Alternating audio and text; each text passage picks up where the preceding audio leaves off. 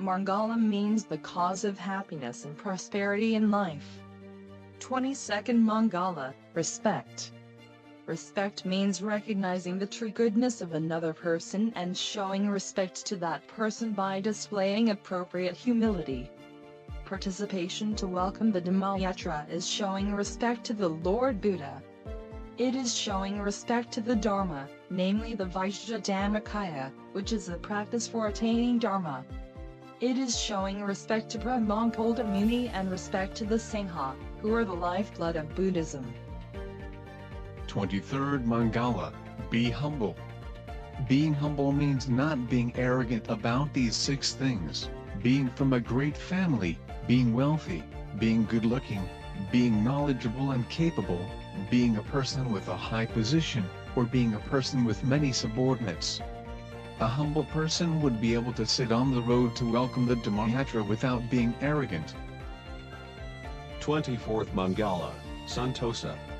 Santosa means satisfied, contented, and satisfied with one's own things, being satisfied with what one has received.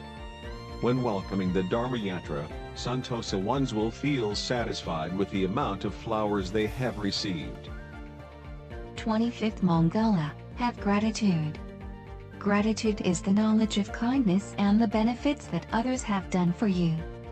Participators are reminded of the kindness of Phra Mangala Muni, who sacrificed his life to discover Dhammakaya knowledge, the practice to reach inner happiness.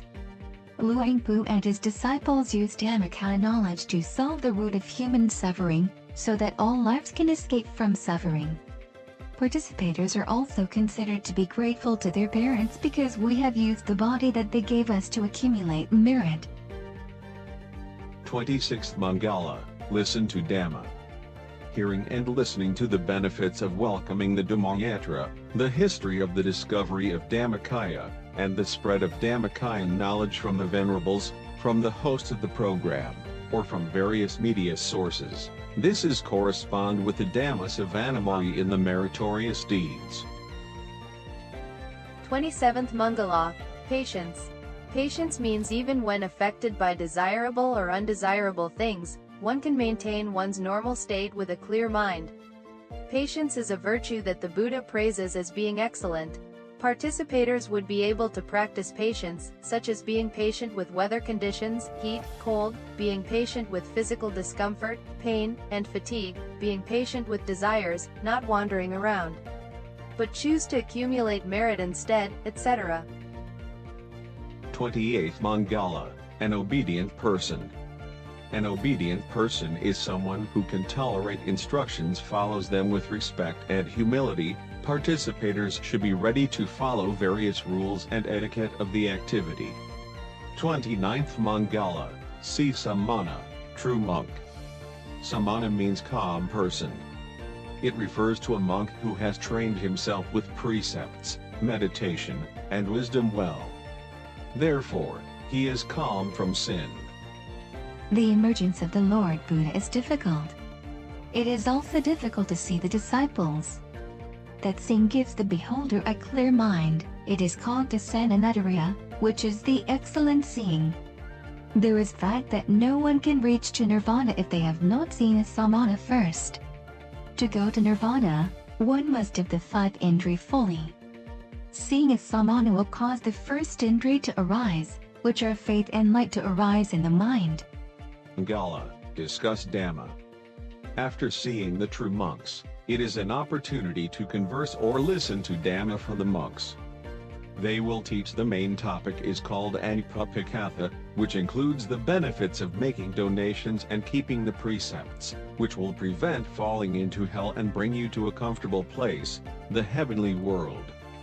This will cause the second factor of Indriya to arise, which is diligence. They will also teach how to meditate according to the Dhammakaya method, which will fulfill the other 3 factors of Indriya, which are mindfulness, concentration, and wish. 31st Mangala, ascetic practice. In the topic of patience, it will result in the cultivation of asceticism. Ascetic practice means practicing dhutanga. We can choose to do this in the category of food, which is eating 1 meal a day.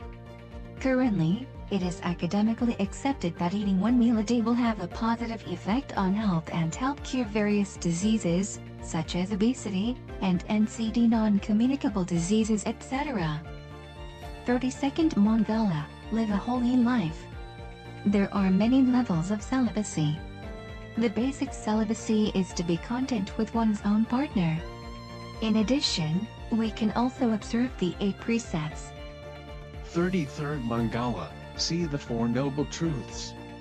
We going to notice that there is a weight pressing down on the flower, causing the flower to change. It is comparable to the suffering that squeezes and causes our bodies to change. If we want something but cannot get it, the mind suffers, the mind also changes. Craving, which is the desire to various things, is the cause of suffering.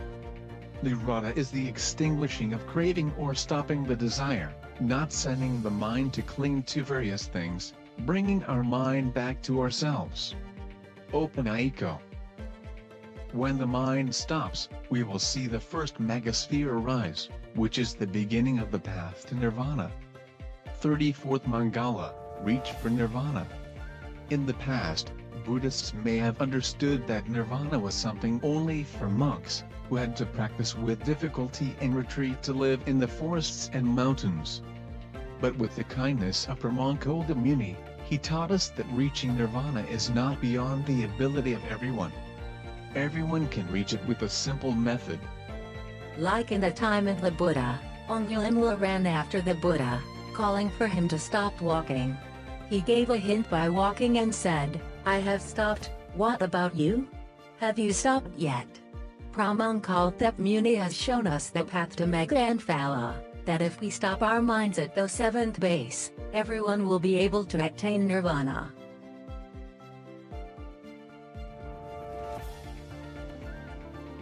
th Mangala, discussing Dhamma with monks.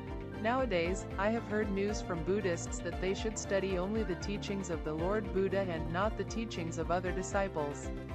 When I heard this, I was overwhelmed by the hindrances and became suspicious, wondering if I practiced the Dhammakaya teachings taught by Luang Pu Wat Paknam like this, would that mean I did not study only the teachings of the Lord Buddha? May the Venerable please clarify this for me. Blessings.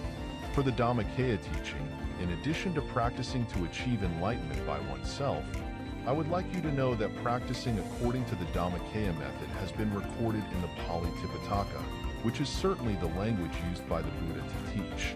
There are also records in the Thai Tipitaka regarding the following matters, namely, the foundation of the mind, from the 1st to the 7th base, the 1st megasphere and the 5 Dhammaspheres, the Dhammakaya and the inner bodies, even the words stilled mind, or stopping is the state of being successful. Do you have time to listen? Then I will tell you.